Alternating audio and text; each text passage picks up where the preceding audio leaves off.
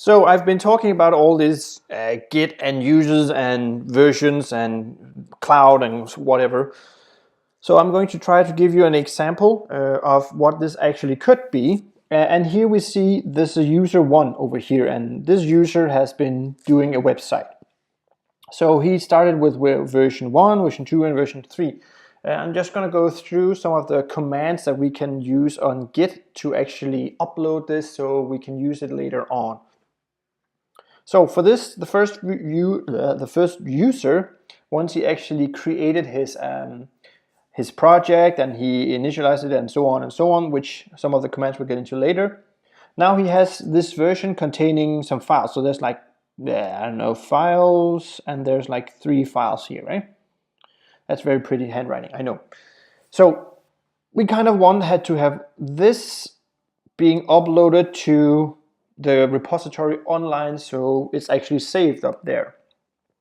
We of course need to connect them together, and I'll show you in the coming video how we connect these things. But we also need a little bit more commands to actually upload all these files.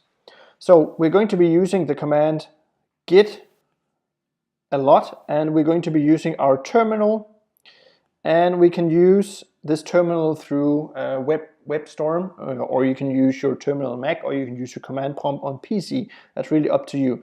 But I'm going to in the video show you these two together, and we're going to be using a lot. And one of the commands we're going to be using is called add, which is, as you might think, we're adding something to our Git.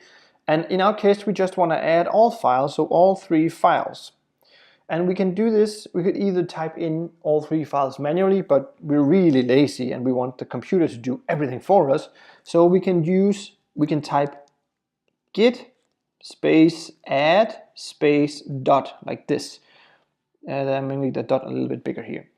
And this will actually add all the files, so all 3 files over here, they are now being told get ready to upload these. And this is what we call, there's like 3 stages in Git. There's a stage 1, which is on stage, so they're just on your local computer. There's nothing. This is just local.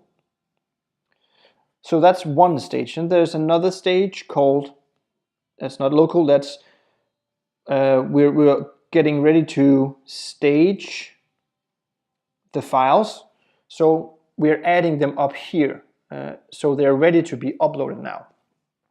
Once we click enter, the terminal is going to say like, yeah, this is now done. What do we want to do next? So they're just being made ready to be uploaded. They're not uploaded yet.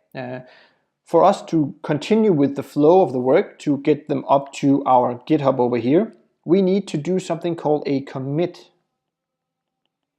And like before, we have to write before git commit, like this.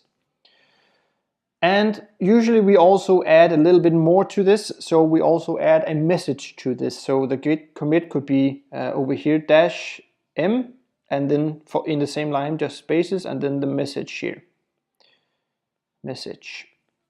So we could put in here changes to CSS or whatever. But that would actually help you going back to see versions or other people committing to it, looking at it and using it to see what's actually being happening in the current commit you're doing. So now this file is almost online. It's just before it's online. It's in the computer's mind, it's kind of online, but not on GitHub yet. So the last command we need to do is something called push. And similar to before, we type git space push. And once you click this in your terminal, it's going to say, I can't specifically remember, but we'll see in the coming video, it's going to tell you these files are now being committed and you're on the same version as the one. So that will actually upload the file, and now we'll have a version 1 over here. So that's kind of a basic illustration of what the first stages of Git can do for you. So this is simple, just pushing to GitHub.